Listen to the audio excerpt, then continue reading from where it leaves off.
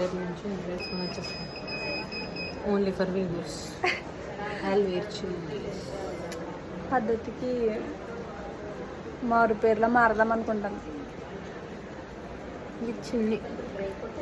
నువ్వే అన్నావు కదా చున్నీ వేసుకుంటే అంటే డ్రెస్సింగ్ స్టైల్ మీ క్యారెక్టర్ డిసైడ్ చేయొచ్చు. కామెంట్స్ అన్నీ వస్తున్నాయి కదా ఫర్ దట్ మేరీ.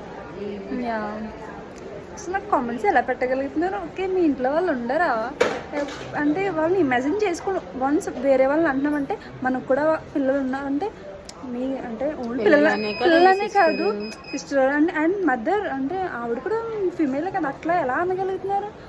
ఒకవేళ మీరు అనాలనుకుంటే మమ్మల్ని అన్ని వాళ్ళని అన్నట్టు అంతే.